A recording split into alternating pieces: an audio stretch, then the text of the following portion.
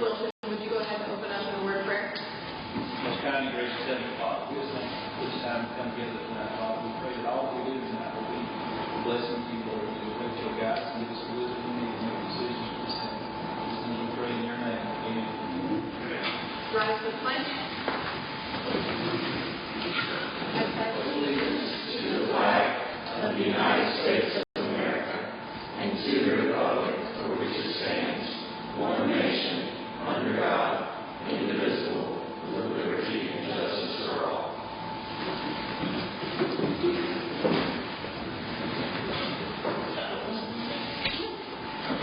We'll go ahead and jump into the public session. Here, do we have anybody signed up? John?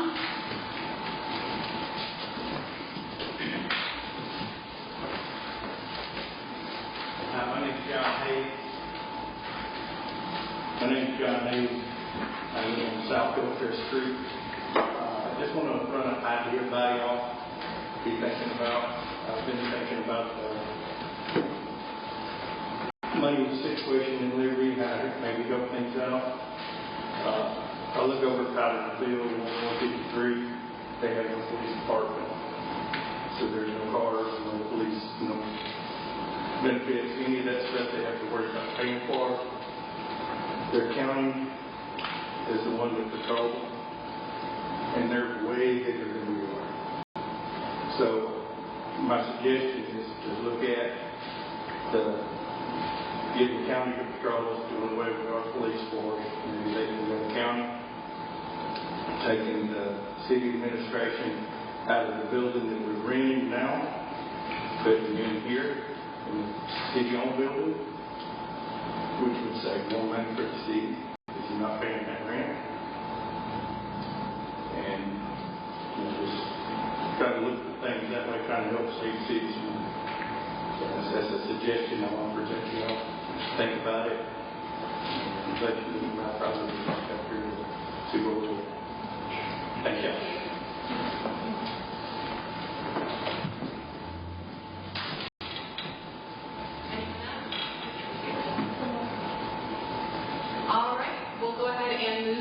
Presentations. We have two tonight.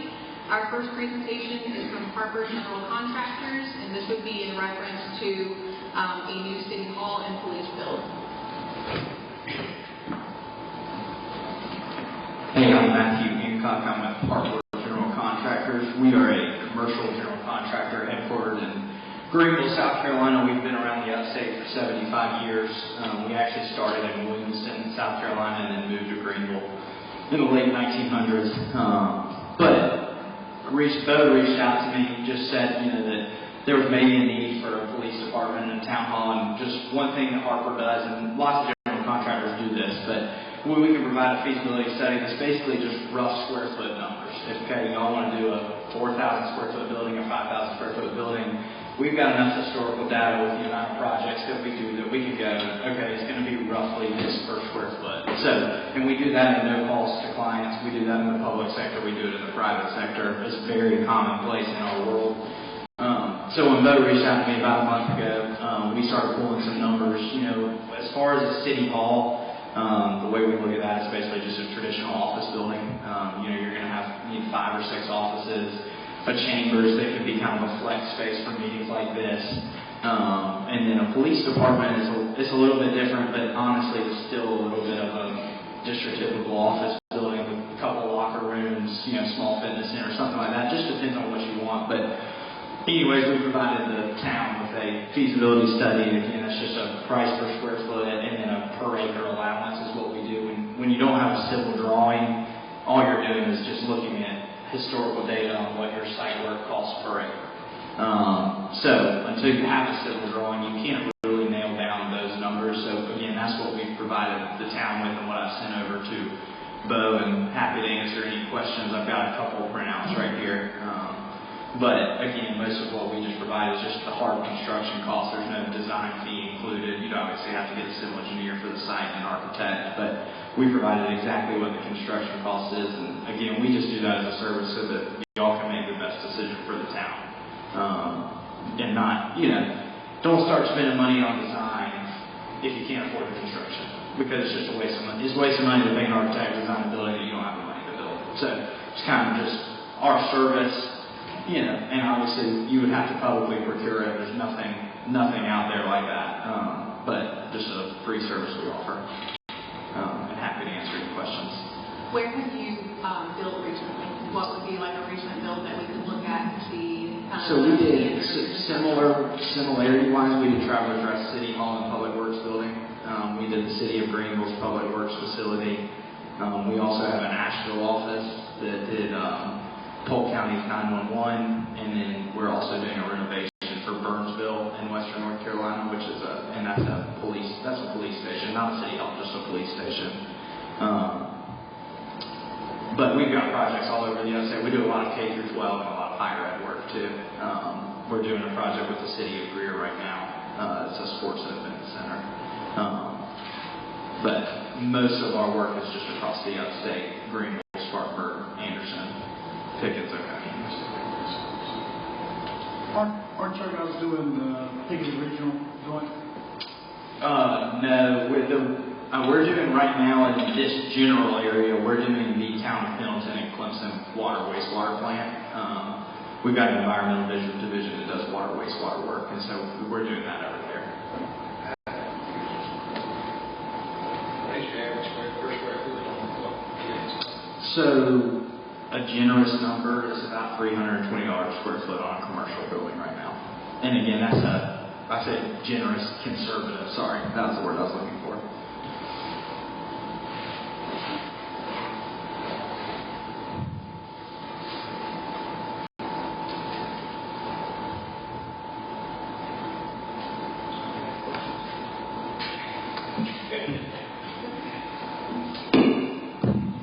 No, I don't have any questions, but I do thank you for providing that information. Yeah, of course.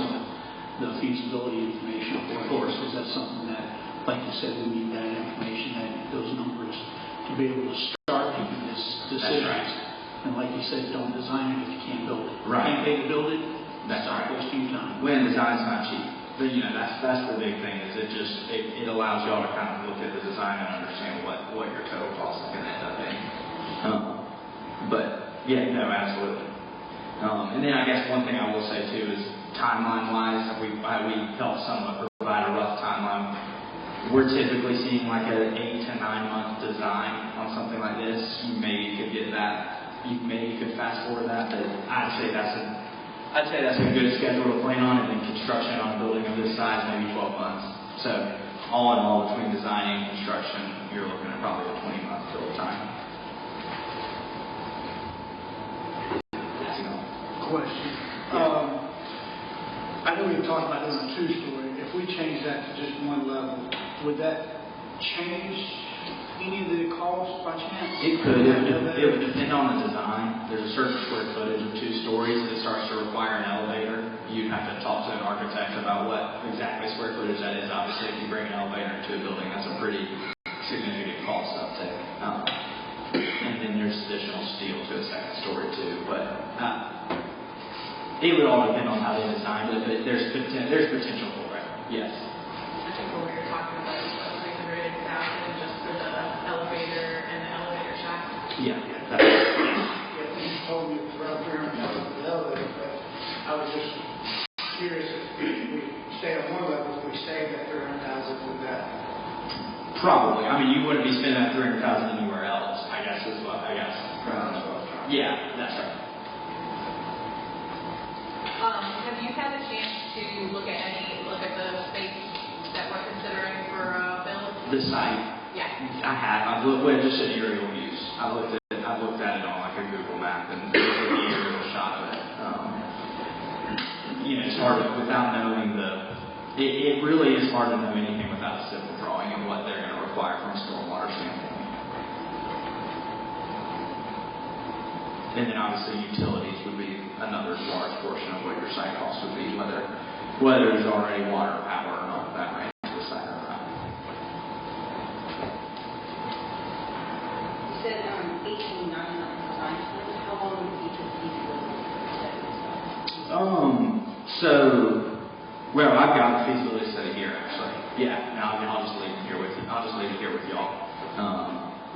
Yeah, I can leave that over with y'all. Now, again, these are rough numbers with no design. You obviously can get sharper, and the idea is that as you get more details, that cost goes down. There's a lot of assumptions in a number that you're just assuming on a square foot price. Okay, let me ask you this. We talk about CM at risk versus design build. Yep. Which one do you prefer that you like to work with best? So, just to explain that, so CM at risk is y'all would have an individual contract with the contractor and the architect. Design build would you just have one contract with the contractor, and the contractor would pull the architect under them. We do a lot more CM at risk where y'all are where the architect is working now. You also do have a design bid build, and that is when the architect is hired and they design the building to 100% completion. And then there's a bid day where contractors turn in a final number, and y'all have to take a low number in a publicly procured. Whereas in CM at risk, y'all would take your bids, and that would be fees and pre-construction fees. And then y'all would interview contractors based on their fees, pre-construction fees, and resume, and then you would hire them. And one big difference between design bid build and that CM at risk is in design bid build, you cannot start any of the schedule until it's 100% design, whereas, say y'all did go 2 stories, well, elevators have a big backlog right now, so you could order early, and so it's not going to affect your timeline. So it's probably a 4 to 6 month slower process if you go design bid build, and then you also you get the contractor, you get the low bid contractor, you don't have any selection choice, you get whoever's low on bid day. The other thing is there's not a lot of value engineering when you do design bid build, whereas when you do CM at risk, the contractor is there through the design, and so if the architect puts something in there that's really expensive or high-end finishes, and y'all just need good functionality, well, as a contractor, we're going to go, hey, strip that down, take this out, it's not needed, this building can function without that. So you also have a contractor kind of just through the design process to keep functionality, but also gives your best bang for your buck. CM at risk is probably 80% of the work that we do.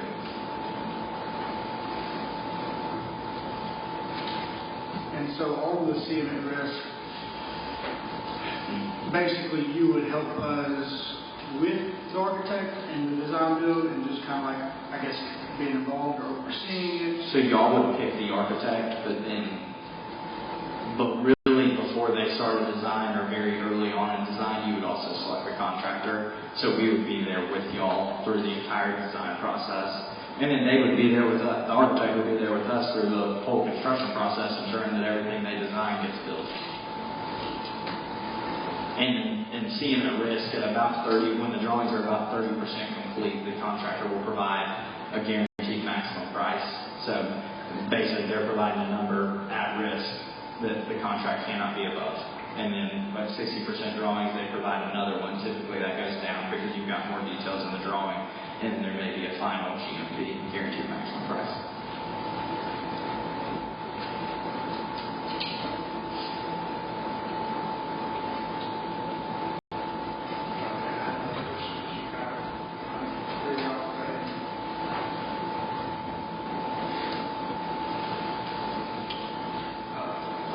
Last thing real quick. Do you have certain architects that you have worked with in the past that you could recommend? Is that correct? Yeah, absolutely. And the architects that y'all interview would say the same thing. You would ask them. I mean, that's very common of whatever architect that y'all select, you would ask them, hey, what contractors have you had good experiences with versus not? And same thing goes for the contractors.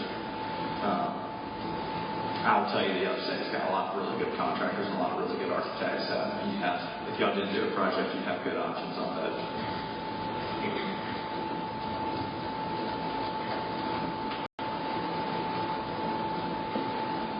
All good? Awesome. Thank you. Thank you. Next up, we have Will with Love Bailey.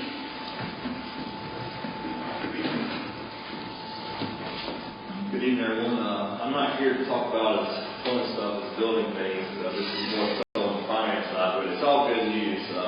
I'm here to present the 2025 financial statements for the city of Liberty. And during the audit, we issued an unmodified opinion on the financial statements. And that basically means that there's reasonable assurance that the financial statements are materially correct and of course with generally accepted accounting principles. And the presentation I'm going to be going over is in this little smaller blue folder. I'm not going to go through all 100 pages of the audit or how many other pages there are there. But overall, your governmental fund revenues increased over the year, reaching $3.4 million. Your total governmental fund expenditures decreased around $443,000. So obviously, that's always a good thing when your revenues are increasing and your expenditures are decreasing. So you can kind of see down there at the bottom of that chart, your total change in fund balance was a positive $635,000 this year compared to a negative $130,000 last year. So it's a pretty big increase there. The next page is some highlights for your proprietary fund, which is your utilities, which is the water and sewer for the city. Your total proprietary fund revenues increased to $2.1 million. That's up from $1.9 million in the previous year. Your proprietary fund expenses did increase some, around $79,000 from the previous year. And your net position had a decrease of $151,000 from the last year. And just one thing to note, y'all did receive a pretty significant capital grant in the previous year that helped the water and sewer last year, but this year that wasn't present, so it does look a lot lower as far as your change in net position from last year. But overall, if you take out depreciation expense, the proprietary fund is cash flow in itself and helping with operations. So it's not sucking so much cash out of the general fund anymore, which is a good sign. I know, I think Gary, when he was here last, 2 or 3 years ago, he said that y'all needed to work on that so it's not sucking money out of the general fund. So that appears to be resolved in the meantime. The following page is just some key highlights of your balance sheet. Can I stop you for a second? Yes, sir. Just to ask a question about that. So you said that the change from 2024 to 2025 was the grant. But the grant was spent. So if the grant was spent, then it really wasn't a... It was spent. It is a big change. To go Right. from $2.3 million down to minus $100. Well, this is the proprietary fund. So those expenditures would have been capitalized last year. They would have been capital. Right. They would go to the capital asset rather than an expenditure in the proprietary fund. So jumping ahead to the balance sheet, which is your total assets and your liabilities for the year. Your total assets were $13.3 million, an increase of around $100,000 from the previous year. Your net position in total, with both all the governmental funds and the proprietary fund, there was an increase of $735,000 from the previous year. And then we also like to look at your unrestricted cash over year. So you can kind of see in that bar graph that your unrestricted cash has increased each year, and I believe it was at around $2.4 million at 6/30/2025. And we always like to do this liquidity calculation, which is basically a measurement of how much unrestricted cash that the city has to cover operating expenses, and that's measured in months. Last year that was at around 4 months, and then this year was around 5.8 months. So you're almost at that 6-month mark. And we always tell a lot of our municipalities that we do the audits for, the GFOA, which is the Government Finance Officers Association, they like to recommend around 3 months of cash reserve. So y'all are well reserved with that 6-month cash reserve at 6/30/2025. And then the lower bar graph is just a depiction of your restricted cash year over year. And this has also increased, almost touching $800,000 at 6/30/2025. The following page is a good depiction of your revenues for the year from 2023 to 2025. You can see your governmental fund revenues. It did have a slight dip last year, but it was back up to around $3.5 million at 6/30/2025. Your proprietary fund revenues have increased pretty steadily each year, a little over $2 million at 6/30/2025. And a lot of those increases is due to the growth within the city, and I mean just in the state of South Carolina. I know everybody's experiencing how much growth is coming to South Carolina, so y'all had around 150,000 more in business licenses in 2025, along with increases in water fees for the customers that y'all serve. The following page is a pie graph, or a pie chart, that shows where the city is spending their money. So you can see most of that, 34% of the expenses are going to salaries and benefits, which is your largest category, which is nothing new for any municipality. Every municipality that we do, the biggest expenditure is salaries and benefits. And then you can see 15%, 10% is going to sewer and water operations. And the following section is just a little discussion about your capital assets. So you had a decrease in capital assets from the previous year. It was mostly just due to more depreciation expense than capital expenditures for the year. With your depreciation expense in total being around $598,000 for both the governmental funds and the proprietary fund. And then the final page that I'll go over is just a debt overview. And you can see your total governmental debt at 6/30/2025 was $250,000, and the proprietary fund was $787,000. The far right column is a calculation of what principal and interest is going to be due within the next year. So in your governmental funds, you have around $119,000 due next year, and then $95,990 for the proprietary funds. And then the final page is something we always like to put together for all the councils. It's kind of just a good synopsis of the whole audit and just the whole presentation. I'm not going to go over every single line or every detail, but again, just to reiterate, y'all received a modified opinion on the 6/30/2025 audit, which is the best opinion that the city can receive. Your cash reserves continue to increase, which is a good sign. And I know y'all started to put some things in place for capital improvement plans to try to make even more improvements for the city. So overall, it's a good audit. There was no findings. That was the best opinion the city can receive. And I will open it up now for any kind of questions y'all might have. And the final pages are basically just a more detailed depiction of the 3-year comparison if y'all want to look at that. And also, my card is in this folder. If y'all have any questions after the meeting, y'all can always reach out to me via email or call me with any questions. Go ahead. I met really the other week there, like I said a moment ago. I think our general fund, we increased our fund balance, so to speak, about a month and a half this year. Right. Last year, 6 months now, which is a good thing. Right. Water and sewer, I think we increased that to what did you say? I was just saying that if you take out depreciation expense, which is a non-cash expenditure, y'all are positive in your operations as far as cash flow and with the proprietary fund now. I think that's right. I looked through the numbers. I think personally, just looking at the numbers in the bottom line, that's good. Yes, sir.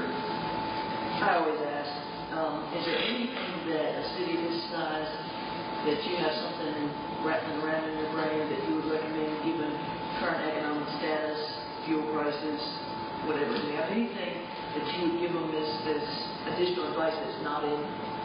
Probably not. I mean, the biggest thing is we always kind of focus on the cash, just because that cash calculation we do, it's good for y'all to have at least a 3-month reserve, just because of the timing of receipts. I know y'all have different tax payments coming in throughout different times of the year, and if y'all do have any kind of major expenses that need reimbursing, you're going to be waiting on a reimbursement. So a good measure is just looking at that liquidity calculation as far as how much cash you have on hand to cover operating expenditures. So 3 months rather than 6?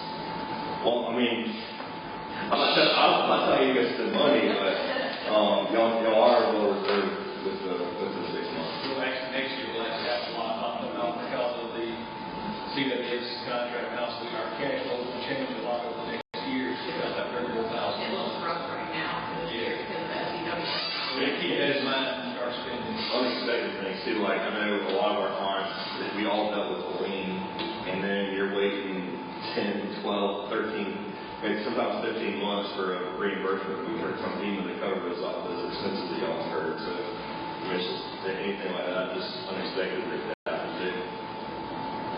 So one of the things I noticed in the 55 pages that I read through, not your shorter version, Right. was that we have no investments whatsoever. Yeah, I mean, y'all could look at that. So We can't tell you what to do as the auditor. if but you y'all were to definitely draw it look. down, then we would only have about $1 million to draw down. Really, not even $1 million to get to that 3-month Right. view.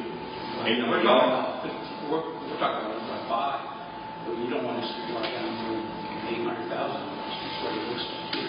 Right. That's right. So, but investments, if I remember reading it here twice, it says that we don't have any investments. So. Right. To my knowledge, y'all don't. And I know the local government investment pool is also a good opportunity for municipalities. They get a pretty decent return. There's little risk. Right. Yeah, I can drop that at every work session. How much risk is inside there? If we're talking about you want 3 months worth of liquidity, that's really liquid. Right. Within 3 days. It is. So you could just assume that that's liquid also. We would still classify probably that as unrestricted cash and cash equivalents just because it is so liquid. So that's what I was trying to get to. Right. Is that it's usable funds. We could do that, draw it down, and still call it liquid. Right. Okay. Just trying to make sure that we're in the same boat here. Because we don't have any investments. Right. I mean, the only thing we classify as either restricted or long term is that it's greater than a year, like maturity. Like if you have a CD that's greater than like a year and a half or a year, 2 years. And that's not something we're considering. Right. Can I also request that we get the shortened version next year before the meeting? Because the 55 pages was really boring. It wasn't really boring. But I've got 2 pages of notes over here on 55 pages. So I got 2 pages of questions, and I'm not going to go through all of them. But there are some things on here that probably need to be revised. Well, can we vote on the same thing? No. So before you accept this and follow the acceptance, there's some things in here like dates wrong or name of people or name of positions wrong. So Okay. you probably need to get a couple of those fixed. The other things are just other discussion topics, not for this. Okay. Have you seen anything that caused concern? We didn't have any kind of internal control findings. I asked him also about questions you had. Just if you see anything that might raise your concern. So you want to get this earlier next year? Definitely the short version. This one? Yes, ma'am. Okay. So I don't have to go through the 55 minutes. It was. That was interesting. It was. It'll answer everything. Is there a thing across the state where the pension fund is being more and more abusive to municipalities? Because it seemed like it was very high. Oh yeah. I mean, it was increasing at least 1% each year, but I think they have slowed down on the contribution rate. But it's still underfunded. I mean, I'm not sure that over here is solved.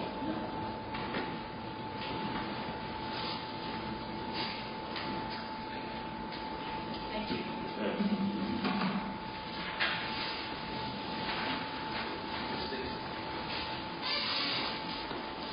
All right, next up we have the approval of minutes from the December 8th, 2025 regular session. Do I have a motion? Don't all jump in. Motion that we accept. And a second?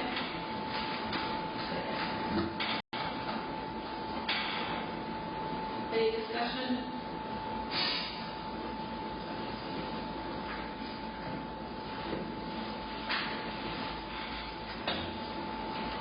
No discussion? All right, all in favor?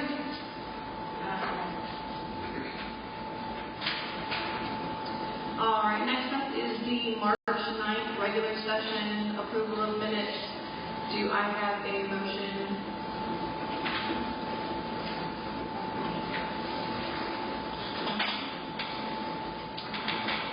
And a second?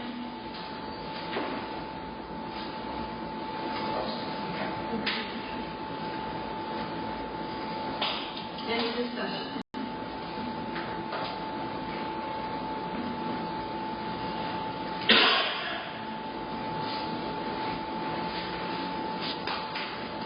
Okay, all in favor?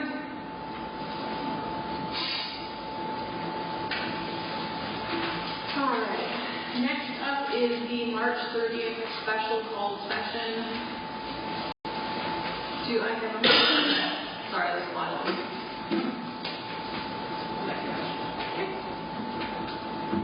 And a second? I'll second. Any discussion? And actually, before we jump into the discussion on that, I did want to thank Councilman Cooley, Humphreys, for bringing some additional discussion materials to that meeting. I know we all partook in that conversation, but when I had sent out that email asking for everybody to bring as much as they could to that meeting, I did appreciate what was brought. That was awesome to see. Any additional discussion? All right. All in favor? All right. Next up is the approval of minutes for the April 7th work session. Do I have a motion? Sorry, last one. And any discussion?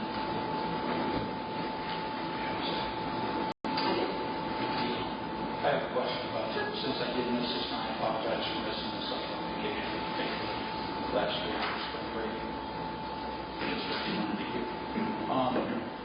But on the dedicated parking spots, was there any future action coming, or did it get? I'm confused on that. I see there's interest, but I don't see any interest coming. We talked about it, that there was more discussion of what we were doing what it could be better. Okay, thank you. I thought we got, well, she was going to, maybe we're going to send the planning commission.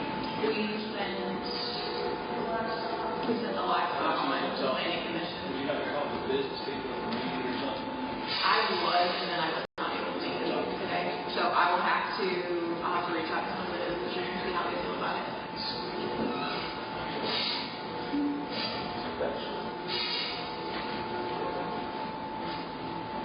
All right, all in favor? All right, on to our first reading of new business. This is for the special event ordinance. This was discussed at the work session last week. This would be an ordinance created for limited time special events. Most of the municipalities around the area do already have this on the books. We are one of the last municipalities to adopt an ordinance for special events. Right now, we currently only have a permit for this, and we need to really get it into the ordinance.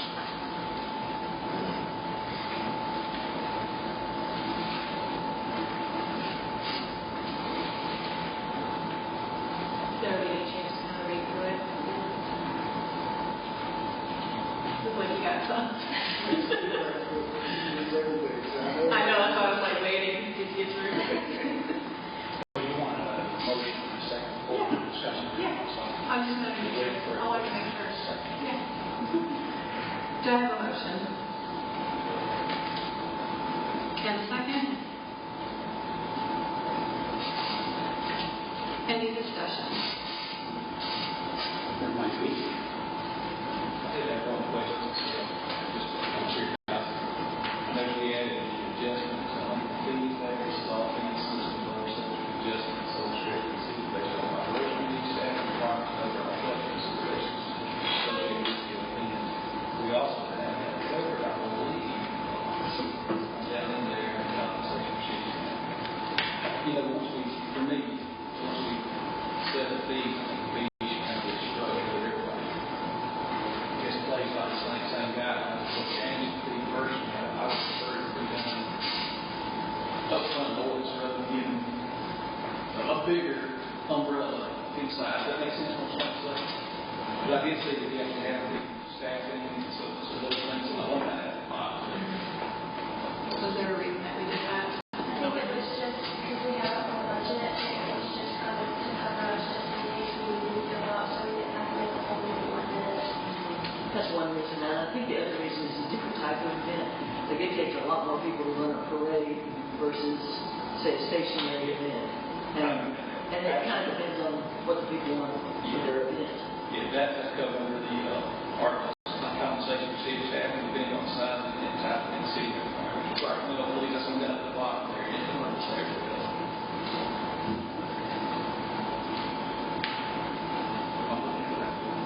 So I had the same question about the adjustments. Isn't it possible we could put an appendix on what the rates are? Put an appendix for the end as what the rates are, and then we vote on that annually with the budget, and we use that to make sure that the budget is accurate. And that way the person knows if I'm going to have one police officer, it's going to cost me this. If it's going to cost, if I'm going to have two, it's going to cost me this. If I'm going to have public works people involved, and the city says I have to have two of these, one of these, three of these, then I can figure out what my costs are instead of it being variable. Because when somebody's trying to create an event, they want to know what their total P&L is. If we made an appendix at the end that said this, these are your costs. Some things it's going to be a win-lose kind of thing. Sometimes you're going to win a little bit, sometimes you're not going to cover it all. But the idea is that you want to just make sure you're getting covered. And the person has an idea of what they're going to have to pay when they get done. Yeah, you can do it that way. One variable would be the number of hours that things are going on. Sure. That would be, but you could do your fees that way. They actually have a $40 per hour fee in this also. That's what police officers. What I didn't like it being in the ordinance. I'm sorry, I didn't like it in the ordinance, and then in 2 years we had to go change this ordinance. We did it as some appendix or whatever. It's something that's part of the budget. Go back to that and say, Could you do the ordinance here and set the fee here and go next year? We could. Like we do for rental fees. Does that make sense? thank you. I knew there was somewhere Oh, yeah. where we did that. I couldn't remember before. Then it goes up incrementally, usually every Right. year, just to cover. So then we just refer back to those. We could. And then that way it's not part of this. This is a clean document. We can do that. Yeah. It prevents us from getting caught in the middle of a kill line and getting this charge and go line and get that charge. It takes us out of the middle of it. Yep. Everybody's on the same. Yeah, we can do that like rental fees. That's fine.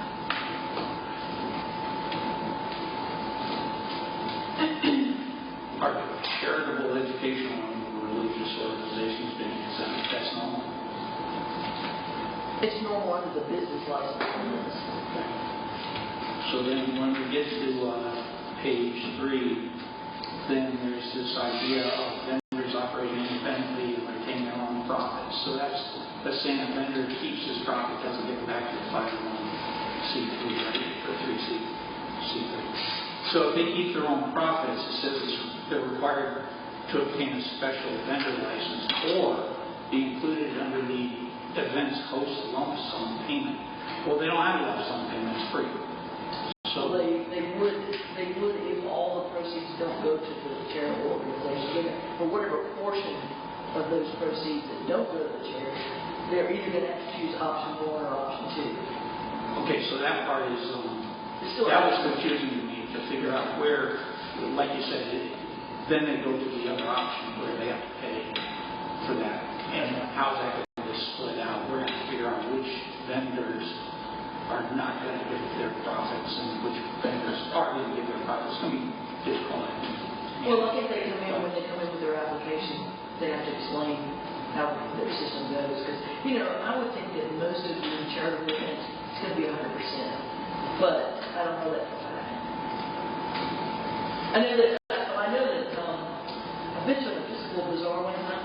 They had both church-sponsored tables, but they also had vendors who paid for their tables. The church got the money for the tables, but the vendors got the money for their products that they sold.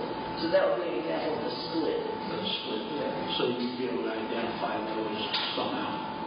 I would like to do it in our application and come in. All right, because it says that's determined by the city, so. All right. Then just a little bit farther down underneath option 1, under ongoing reoccurring special events, that last sentence of option 1, is that really part of the ordinance? This keeps short-term series simple. I mean, it's probably not a government, something you would probably see in a government document, that sentence. We just keep short-term series like a 2 to 3 week market is simple. I didn't prepare this document, so Yes, ma'am. I'm thinking that could have been a no, but or just make an explanation. I don't know. I can't To me, explain. I don't know what it's You want that to be no? personal. That's just me. Because an option to it, so basically, if it's going to be more than 32 days, then we require you to actually see a license, so I guess you really need that information in there.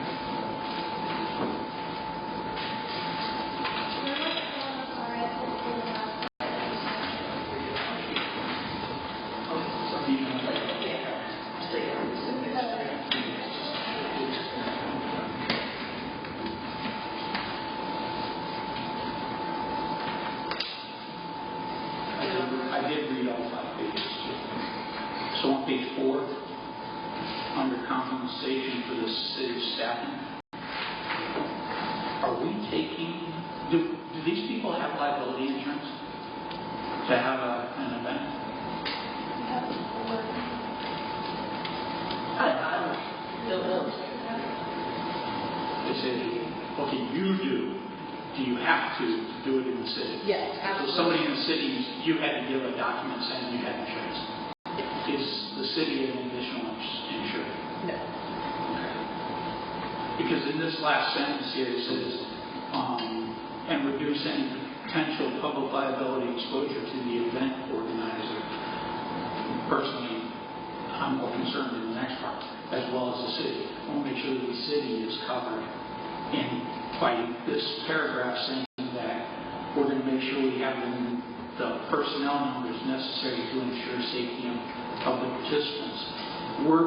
That statement says we're taking the liability, right? Because we're going to make sure we have the right number of people involved, the right number of people there for the safety of the participants and to minimize inconvenience and reduce public liability.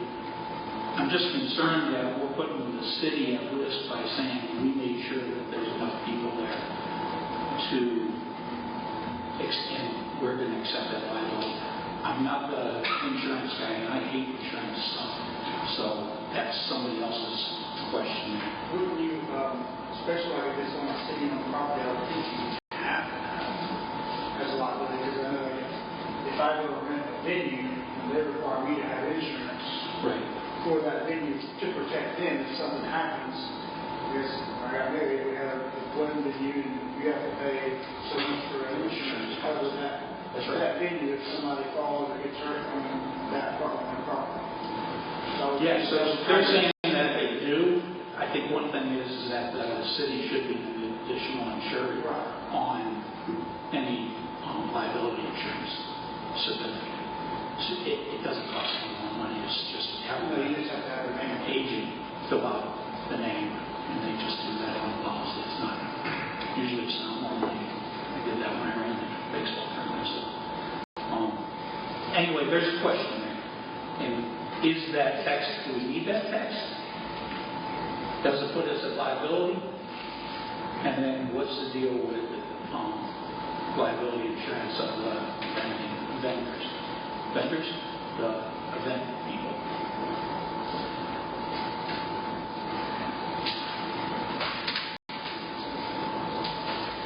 It's all about this. Good.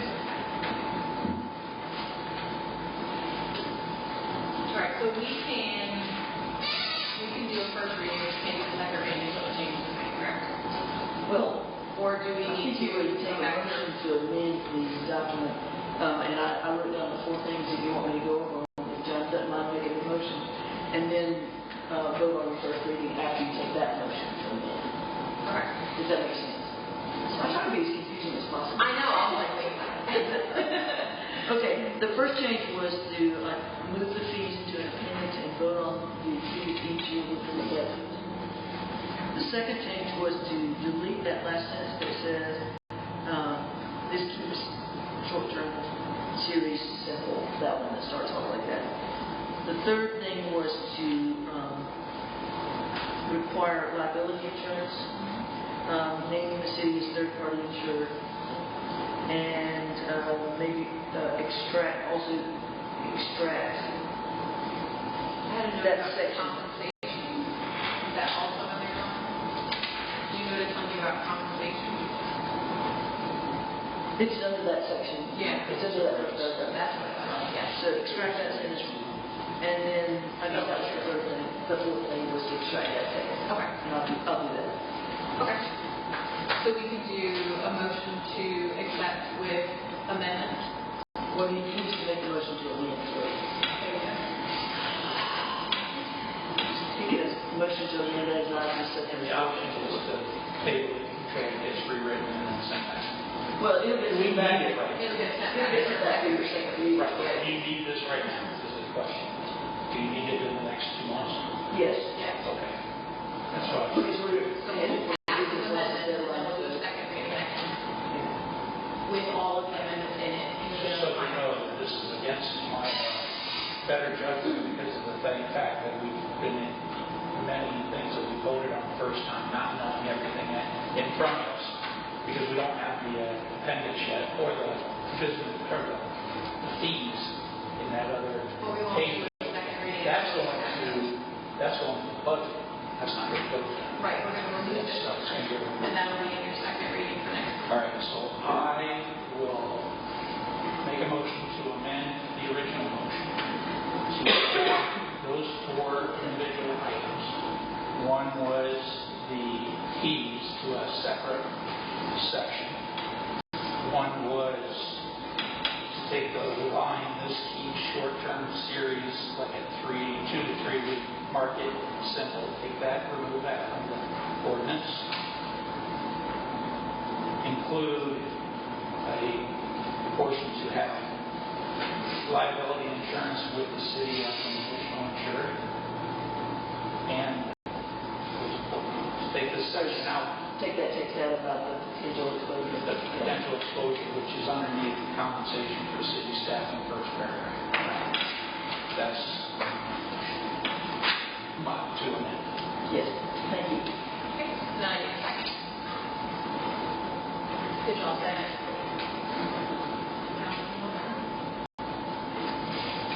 So you vote on that and then, We go back to the original. right, yes, as in, if it passes. Okay, so all in favor? Correct. Of the amendment. Of the amendment. We received that in advance a couple of weeks to make sure everything's like it's supposed to be. Weeks. Doubtful on weeks. Maybe a couple days. No, we can do that. You can do a couple weeks. Okay. If So you we want know to what get it it is, done. just to give everybody time to kind of review, make sure everything's if her time changes, we are missing something. Fine, okay. So that one's done, right? No. You got to vote on it. Of the amendments. You got to vote on the amended motion. Yeah, now we have to vote on the amended motion, which was the original. Okay, so we already have a 7-0 on the amendment. Now we're just gonna, Call for the question on the original motion. That reads good. Basically, it's on the first reading as amended. okay. So I have to have a motion in a second. We're already done. You want to vote? We're voting. Okay, so we're gonna go on the amendment. You got that. Okay. All in favor? There you go. There you go. Right. Right? Okay, we have no old business. Moving on to the city financial report.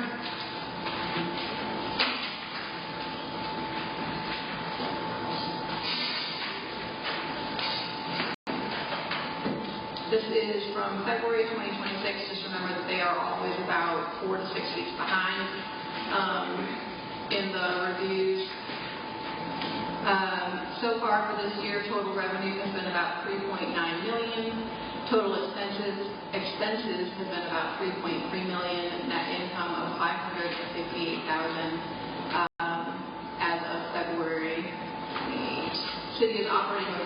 surplus, primarily due to controlled spending. City remains in a strong financial position with a healthy surplus and solid cash reserves. Revenue performance, particularly in utilities, will require close monitoring to ensure long-term financial stability, and most of that was due to the contract with Clearwater, which threw off the utilities fund bid.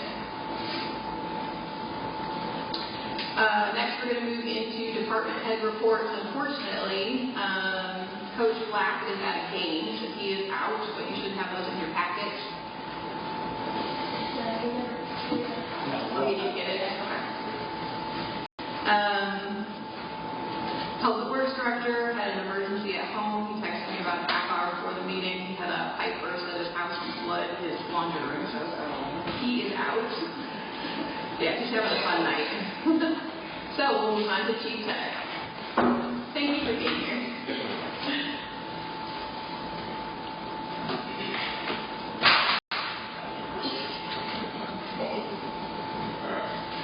So in March, we had a lot of people who were on vacation and all. We had 94 warnings, 100 citations. The stores, 9. Some of the highlights were possession with intent to distribute methamphetamine, shoplifting enhancement, failure to stop like a man of an officer, minor possession of alcohol, open container, public disorderly conduct, resisting arrest, failure to stop for blue lights, another shoplifting enhancement, few petty larcenies, and trespassing. For the community events, March 21st was for the Waffle Fest. Liberty officers conducted control operations, including coordinating road closures and deploying cones and barricades before and during the event. Officers even went to the local businesses in person just to inform them of what was going on, which you wouldn't get in the sheriff's department. You wouldn't have that dedication and those officers because they control such a large area. The officers also maintain a safe and secure environment for all the attendees and vendors. Following the event, the officers promptly removed all traffic control devices. Roadways were reopened efficiently, ensuring public safety and minimizing disruption to the normal traffic flow. During the week of March 23rd, Liberty Police Department participated in the Community of Champions Meals on Wheels program. All of our officers volunteered their personal time to assist with this. They delivered meals to residents throughout the Liberty community, demonstrating the department's commitment to a strong community partnership with public service while strengthening community engagement. And then the police department is still currently accepting applications from both certified and uncertified candidates for our vacant officer position.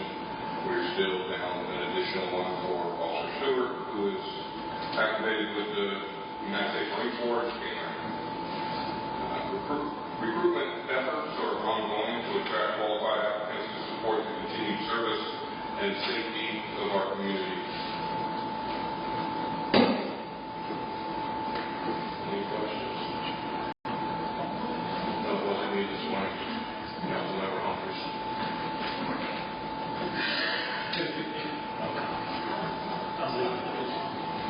So I do have your uncertified means they then have to go to the police academy. Yes. Thank you.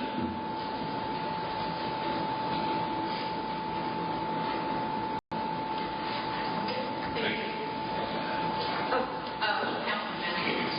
On the sending in for training that we pay for, is there any way that we could put a timeline that they have to stay with us if we pay for their training? The way it works is if another agency recruits them in the first year, they'll have to pay their training, their academy time, and their FTO. But it's just supplement. It takes 7 to 8 months before you start getting anything out of it back. After that first year, you only have to pay 50%. What does it typically cost for a and you're saying that they would have to do that? On average. 16,000, maybe 18,000.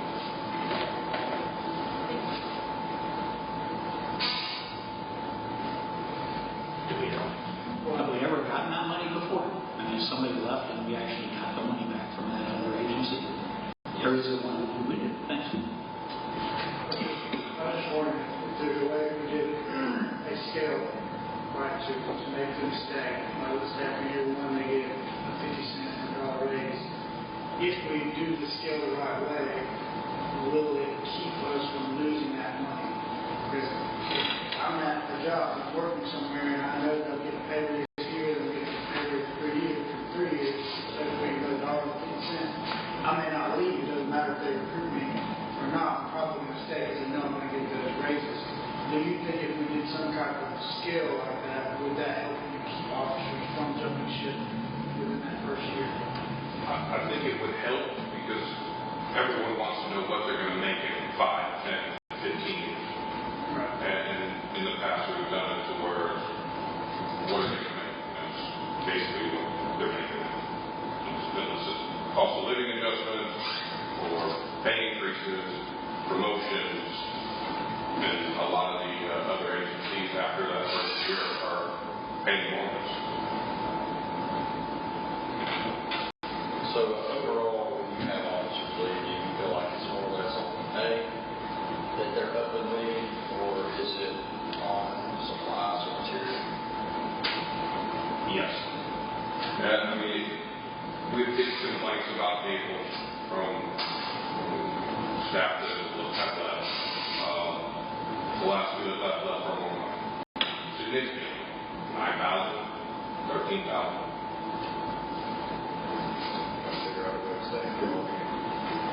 Yeah, but I guess that's my kind of point to it, is that if like you'll pay somebody to come in and we can train them up, and then after that year, now they're trained and they go, biggest county recruits them and then they leave. Now we pay for their training. You said we might get some of that money back, but we're losing them still regardless. So that's why I feel like if we can do some type of scale, it's not going to keep everybody, but it may help keep them where they're not just abandon ship if they know that, hey, this is the plan we're going to have. And then you got year one, or even 6 months. You're talking about you would pull up and then on top of that additional, or would you stagger the pull throughout the year?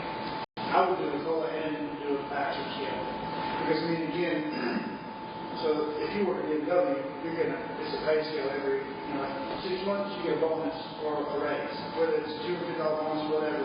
Then after that year, you get another one. Then after 3 years, then after 5 years, and then, like, let's say year 8, you're top pay, and that's it. And I think that would help keep some of our officers from leaving. Plus, they feel like they're being valued, I guess. If they have the opportunity to make more So money. we just need more incentives. Maybe simply with $16,000 training costs, plus your pay somebody to cover the ship while they're in training. All those costs we really done. So Yeah, I think we're going to scale it that out. would be an interesting number to look at during the budget. Is there something that you could do that those bonuses, you kept the pay rate the same, plus a COLA, pay rate plus a COLA, but the bonuses sat there. You get to this point, you get that bonus, but it's not really your salary. It's just this fixed number. You get to this, it's a fixed number. But your base rate salary is still here. So it's not doing your cost. It's not doing your cost.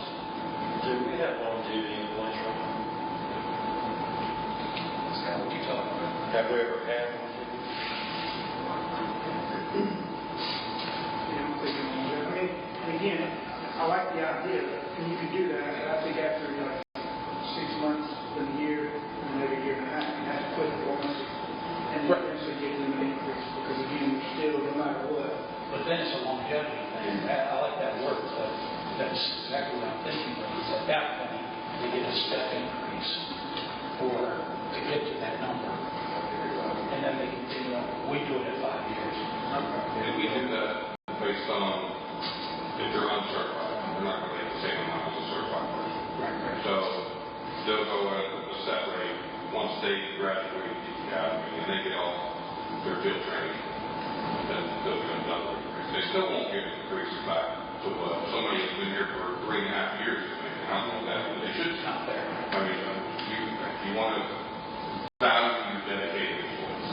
So it has to come off their pay rate. Excuse me. Their longevity, it is based off their pay rate. Is that way?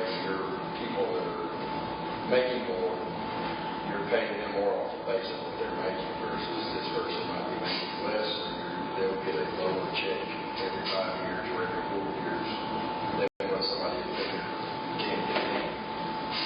Does that make any sense? So you go off what they make like per hour. It's a sensitive thing to figure out.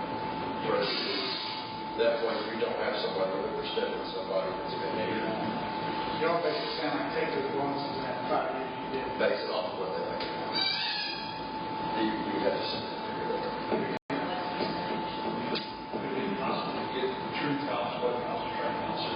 So see the actual cost of the academy plus what it's costing them in overtime to pay another officer. Fellowship, well, they look at those numbers, they go from line towards, man, these guys here are talking about it's got offset. I mean, we have those numbers. Does that make sense? I'm saying. Yeah, I agree. And basically, if we're spending $20,000 to get one officer ready, and if we can take that and over time make that some kind of scale. Anything below that, we pay. How many officers you've had leave, maybe like the last 3 years? What we paid out? I'll have to get it out. Yeah, in all your years.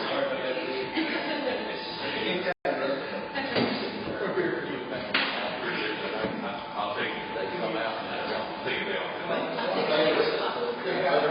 It matters, we don't know, so we get the numbers. I mean, we're going to spend a lot more money long term if people leave every 2 years. It's a good thing is there's a few agencies that will not last long.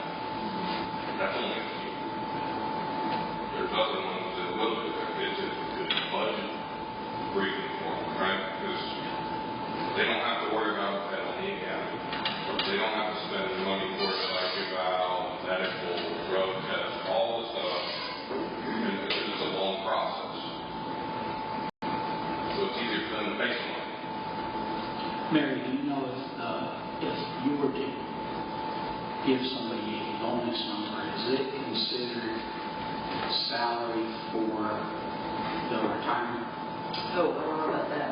I think it is. I think they look at total I'm compensation. just trying to figure out if we're going to have to hold that money aside for additional, we see a bump that year of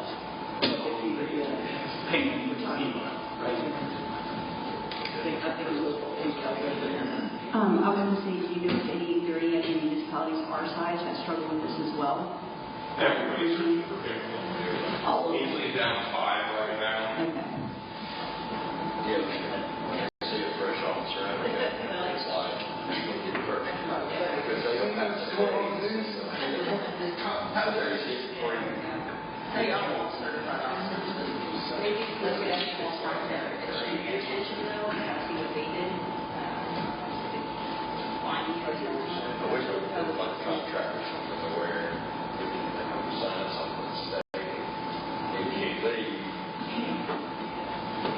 that would be responsible for half of it. There's some other issues that Chief hasn't mentioned, but I'm sure he's fully aware of. One is the small departments. Say I'm an officer and I've been to the academy and I come in and I'm there for a couple of years, so I'm a little more confident. I'm going to look at the promotion likelihood in a small department, and it's hard because I know I can't meet the lieutenant or even the sergeant as I move up because those guys are young and, I'm going to look somewhere else where I think I can move up. So promotional opportunities is an issue. Another issue is a young gun officer that spends a lot of time on traffic patrol. He wants to get out there and be a detective and investigate murders. It's the type of work that can, I've had officers who work at DNR. That's the type of work that they were interested in, and you can't really control that. But Chief is absolutely right. Every single city has trouble with retention because they move around. And I think there's also an issue where they come out of the academy and they spend a couple of years getting their feet wet and they feel more confident and they realize, hey, I can be more valuable. And they start looking around maybe at a larger department, maybe a different type of department. So he has a lot of issues that he's dealing with on a lot of different. Pay is important, and that is how you get your officers stolen. But there are several different issues that the police department deals with that maybe the ordinary city department doesn't have to deal with. I would also say too, and I don't mean this in the wrong way, but if I was going to be a cop nowadays, I'm probably going to go to a small town where I'm not being shot at. That's just tricky, it's not like. But I can't get one with the girl. That's bigger. They want- All I'm saying is, if you are getting paid a little bit more, you're competitive, you're not looking for a, feel like you're going to be shootout every day. Of course, where you're not getting shot at. I mean, it's changing a lot more, but. I'm not looking at that. Anything that happened in this one. The good thing about our town is our officers, they have the capability to investigate some of the crimes that they respond to. That's more that community-oriented policing where they can finish something that they've responded to, so they have a good relationship with the victim or the business. And, like I said, when I came here, from Florida, we never did anything code related. We had 20 some odd code officers for the city that I worked at. And the only time we ever went there was when a resident or a business became verbally aggressive, and all we did was stand. They wrote the citations. They had their own court for it.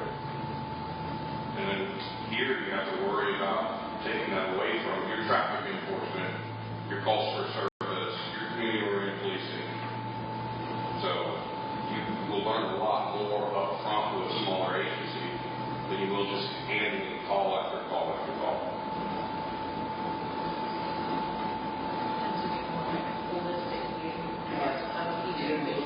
Versus just jumping in and over and having to run somebody.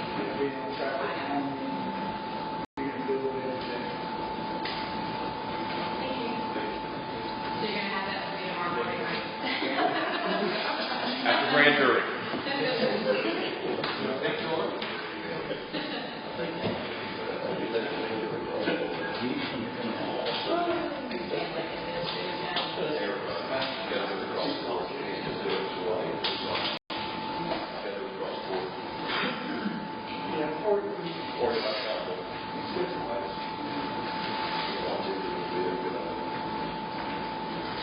All right, moving into city council comments. I've kind of gone ahead and adjusted the order of council members this time. We've been in the same order for a while. We did 1 through 4 and then at large. So we brought at large up to the top, and we'll go ahead and start there. Councilmember John Humphreys. Thank you. You're welcome. So, one thing I did want to make mention is that I may look like 2 people, but my name is Cinder. So, it's Humphrey, not Humphreys. Did you know that, Victor?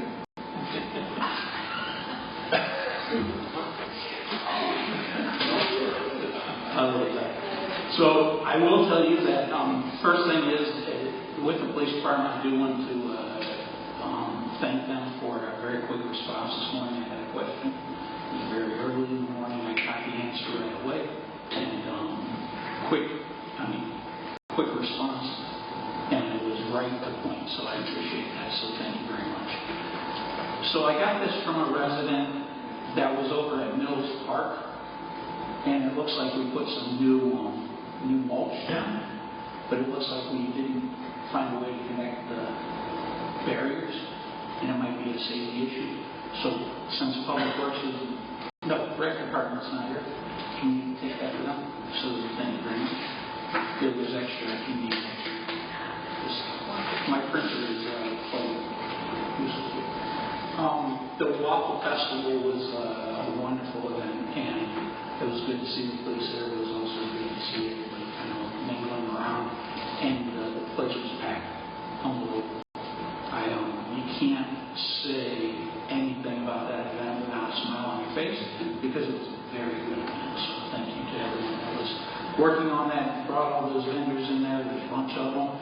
And to the citizens and the people in and out of the city, thanks for coming and supporting the program. It's very important that we have that community feel, and you definitely got it that day, that's for sure. And I'll leave it there so I won't take anybody else's comments.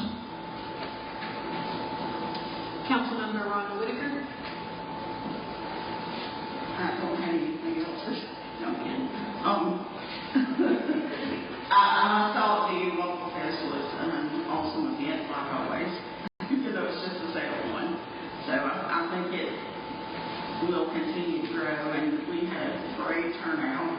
Even though I wasn't there for the whole time, but I got to see a lot of different people. Got to meet the youth football coach at the high school. And also, I've mentioned this in the past, the Liberty Community Scholarship.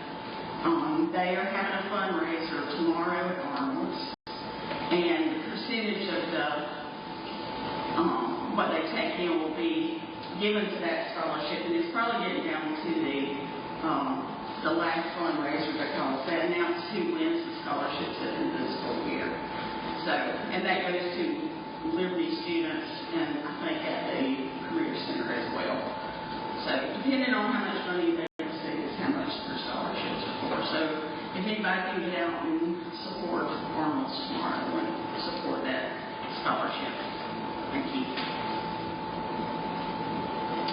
Councilmember McCallion. Sorry, but we were so this past month, I sent out a letter to the mill owner on East Beatty Street, informing him of our Brownfields grant and requesting a meeting between him, Terracon, and the city, probably the mayor and our city attorney, Mary. After 2 weeks, I'm still waiting a response and plan to visit their address in person to make contact ASAP since I know this will expire soon. Mayor Ryder and I are also in the works planning to meet with Terracon on Friday to try to start the process of adding the Beach Street Mill site to the evaluation list. I want to give a big thank you to Cat Garage Rescue. I mention them pretty much every month, but they do amazing work, and this past month they have trapped, neutered, and returned 62 cats just in Liberty.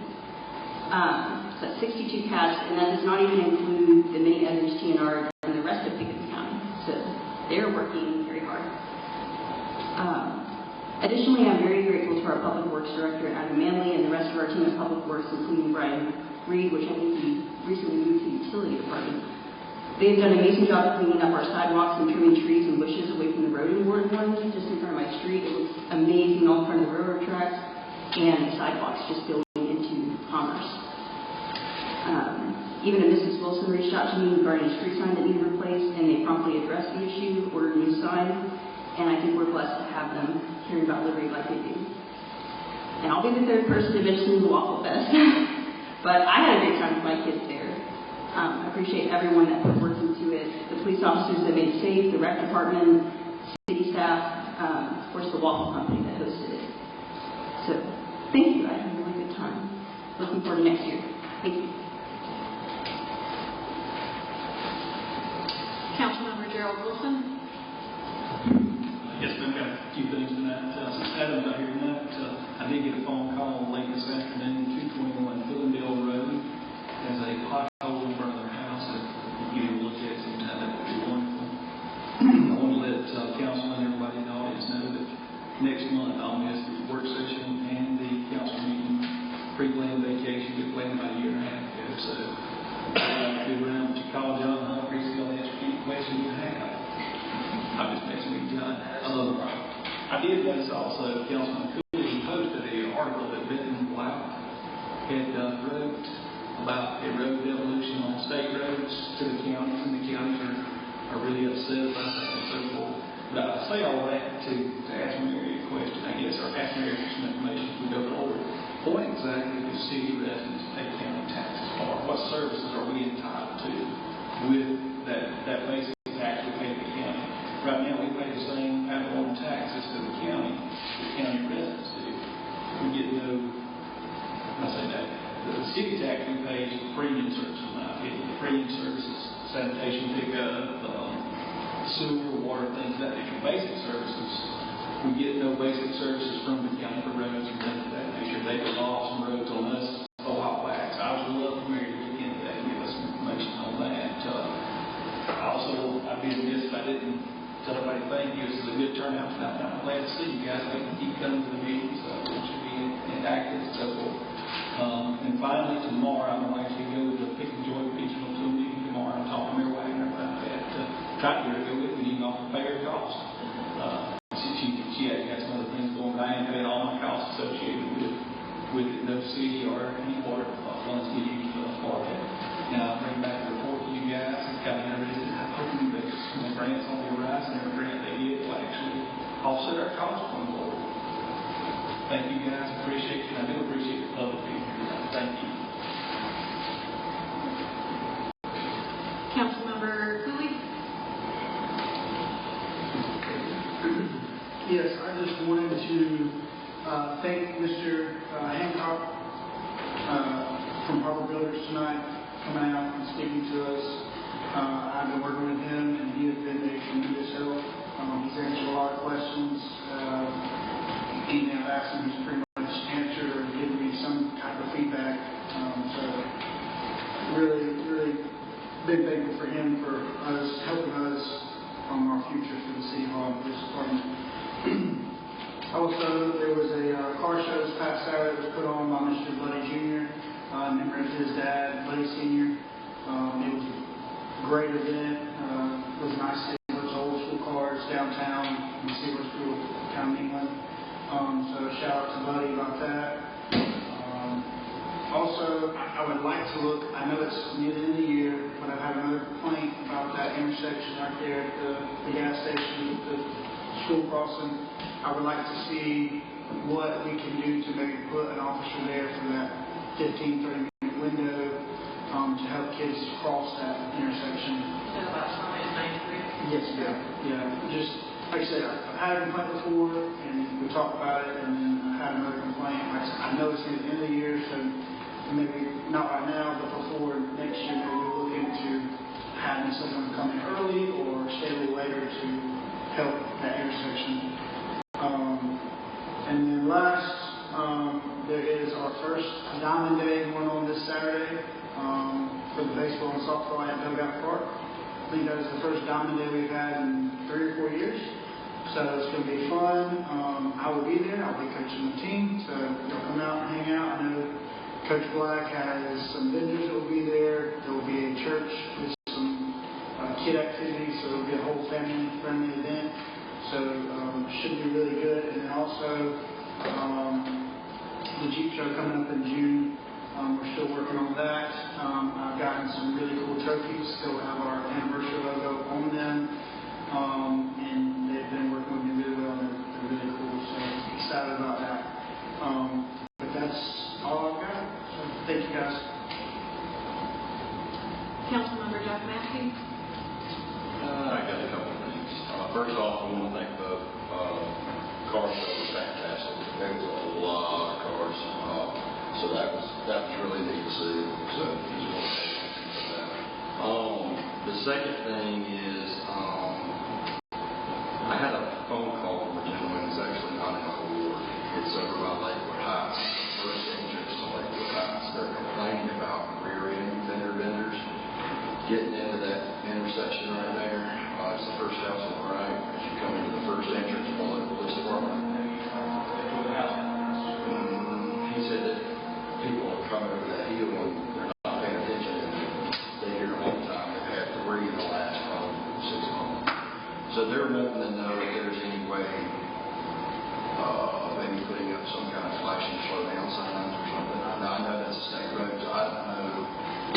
Just want to bring that up in the report to see if there's some way we can draw caution to that intersection. The second thing, or third thing I wanted to bring up was the flushing crews. Have we continued to have flushing crews on the 2-inch lines to flush out water? Okay, yeah, because I'd like to get that going. And then I also made a trip to Easley, to scout, but they had a spring clean going on over in Easley last Saturday, and it was huge. So I went and spoke with a lot of the vendors that were there to try to get them to come to Liberty whenever we have events. So I do have a whole, and I spoke with each vendor. So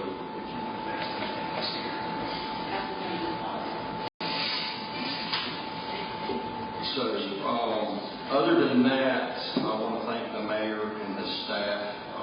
They have been really great. Anytime I've called or asked for anything, they have been on top of it. So just want to say thank you. Y'all do great work. That's all I have. We tried.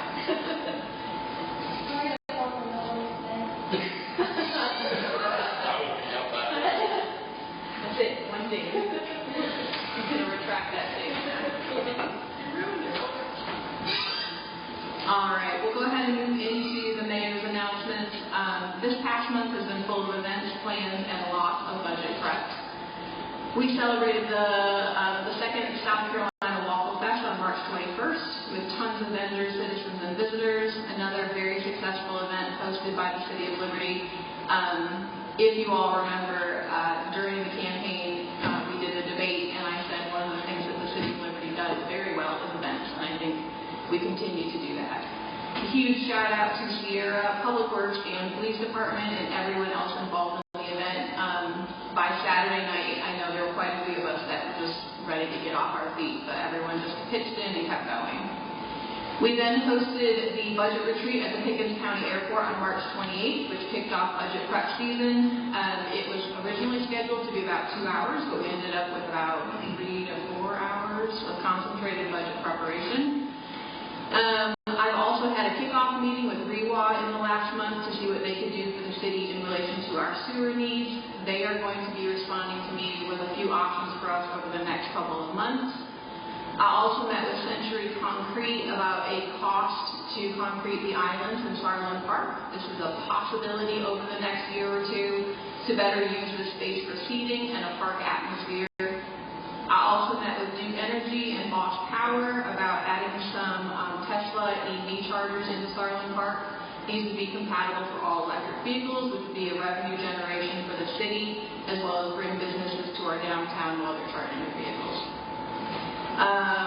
Shout out to Councilman Massey for assisting with all of those last three, REWA, Century Concrete, and Bosch Power. This month, city staff and I also spent a considerable amount of time reorganizing and detailing what each of the administrative staff members does and providing that information. Next month will be the public hearing for the new budget as well as the first reading. Keep your eyes open for updates on those as they become available. We will also have a cleanup and replanting of the gardens in Sarlin Park at the end of this month. Public Works has begun the process. They're actually just getting some measurements, cost, fixing that wall, sealing it, and creating better drainage for the building next to the garden. I actually spoke to the building owner Friday to update him on those plans, and he is in alignment with us on everything, so we're good there. Once that's done, we will then clean up and replant the garden. And that is it. There was a whole bunch more stuff in there, but those are the highlights. All right. Now we're going to go ahead and enter executive session. Do I have a motion? Councilman Cooley. And the second? Any discussion?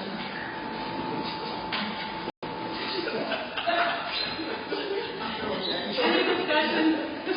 Okay. All in favor? All in favor? Okay. The second, I'm going to go ahead and, Mary, you can help me with the verbiage on this. Okay, are you going to entertain a motion to